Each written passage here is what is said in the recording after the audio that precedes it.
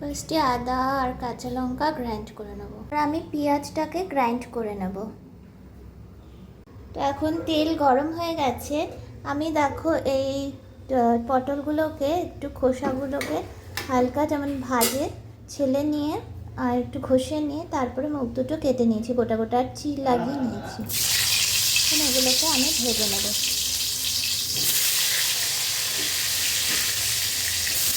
উল্টে পাল্টে 2-3 মিনিট করে ভেজে নেব।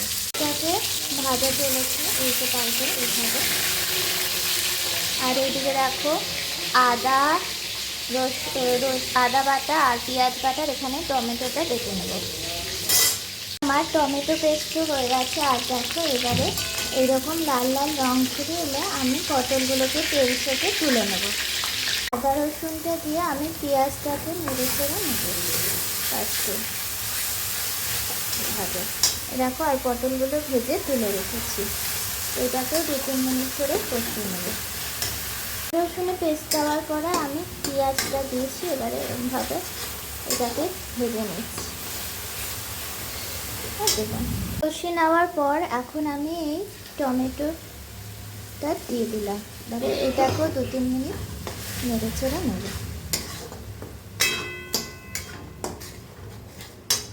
কষে আস্তে আস্তে আমি এর মধ্যে দিয়ে দিচ্ছি 1 চামচ ধনে গুঁড়ো, 1 চামচ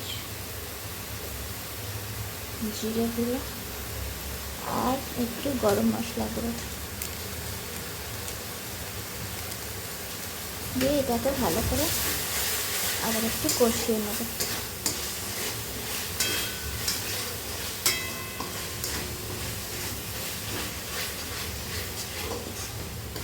যখন তেল ছেড়ে আসবে প্রায়, দেখো কিছুক্ষণ হয়েছে, এবারে আমি পটলটাকে দিয়ে দেবো।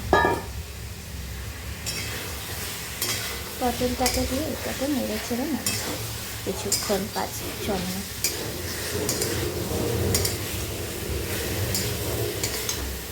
তো এইটা কষানোর পরে দেখো আমার ঘরে পাতা দই, এইটা আমি কিছুটা দিয়ে দেবো।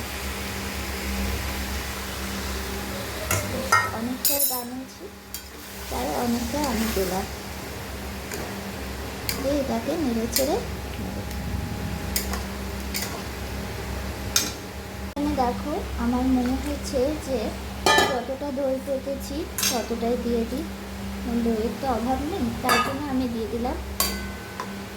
আর এরপরে আমি দিয়ে দেবো একটু নুন, পরিমাণ মতো নুন অ্যাড করব।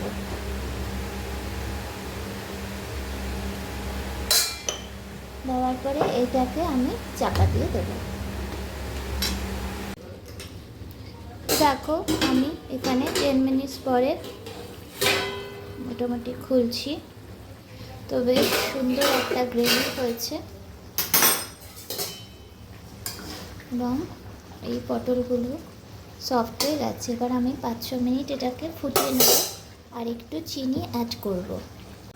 এখানে আমি একটু উপর দিয়ে চিনি অ্যাড করে দিলাম,